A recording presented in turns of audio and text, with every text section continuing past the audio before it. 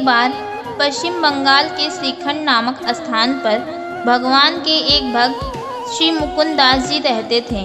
श्री मुकुंद दास जी के यहाँ भगवान श्री गोपीनाथ जी की मूर्ति थी।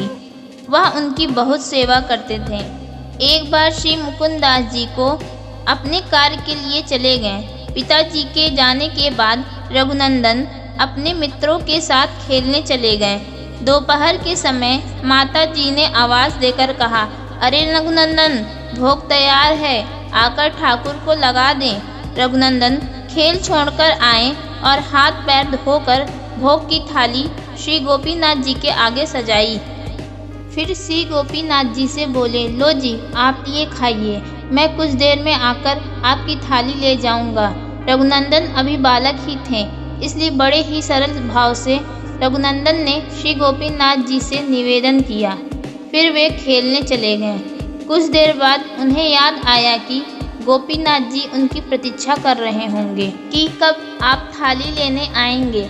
ऐसा सोचकर वह घर के मंदिर में आए। आकर देखा कि भोग तो ऐसा का ऐसा ही रखा हुआ है जैसा वे उसे छोड़ गए थे। बालक रघुनंदन ये देख घबरा गए और कहने लगे, अरे आपने इसे खाया क्यों नहीं? क्या गड़बड़ हो गई? पिताजी को पता लगेगा तो बहुत डांटेंगे। ऐसा कहकर रघुनंदन रोने लगे। फिर भी कुछ नहीं हुआ। गोपीनाथ जी ने खाना शुरू नहीं किया। अब तो रघुनंदन जोर जोर से रोने लगे। वह हाथ जोड़कर कहने लगे, आप खाओ, आप खाओ, और अनुनय विनय करने लगे। भक्त प्रेम के पाले में पड़कर प्रभु को नियम बदलते देखा और श्री गोपीनाथ जी प्रकट हो गए। रघुनंदन के सामने बैठकर खाने लगे। खाने के उपरांत श्री गोपीनाथ जी फिर से मूर्ति बन गए। रघुनंदन ने खुशी खुशी थाली उठाई और माता को दे दी। माता ने खाली थाली देखकर सोचा कि अबोध बालक है, भूख लगी होगी, इसलिए स्वयं प्रसाद खा लिया होगा या मित्रों में बांट दिया होगा। बालक को संकोच न हो, इसलिए माता ने बालक से कुछ पूछा ही नहीं। शाम को श्री मुकुंद जी घर आए तो बालक रघुनंदन से पूछा, सेवा कैसी हुई? रघुनंदन ने उत्तर दिया, बहुत अच्छी। श्री मुकुंद दास जी ने कहा, जाओ कुछ प्रसाद ले आओ। रघुनंदन ने उत्तर दिया, प्रसाद वो तो गोपीनाथ जी सारा ही खा गए, कुछ छोड़ा ही नहीं। यह सुनकर श्री मुकुंद दास जी बहुत हैरान हुए। उन्हें पता था कि इतना नन्हा बालक झूठ नहीं बोल सकता।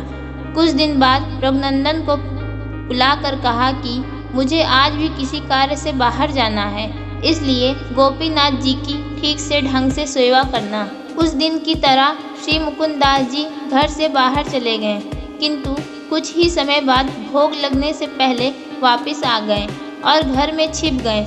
माता ने उस दिन विशेष लड्डू तैयार किए थे।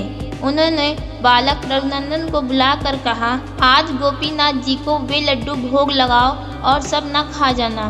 बालक माँ की बात समझा नहीं, किंतु गोपीनाथ जी के पास भोग लेकर चला गया।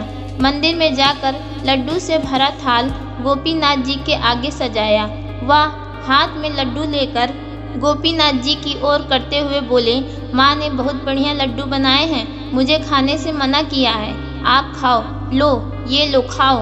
रघुनंदन फिर से रोना प्रारंभ न कर दे, इसलिए गोपीनाथ जी ने हाथ बढ़ाया और लड्डू खाने लगे। अभी आधा लड्डू ही खाया था कि श्री मुकुंद दास जी कमरे में आ गए।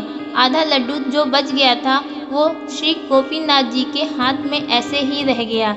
यह देखकर श्री मुकुंद दास जी प्रेम में विभोर हो गए। उनके नैनों से अश्रुधारा चलने लगी। कंठ गदगद हो गया और अति प्रसन्न होकर अपने रघुनंदन को गोद में उठा लिया।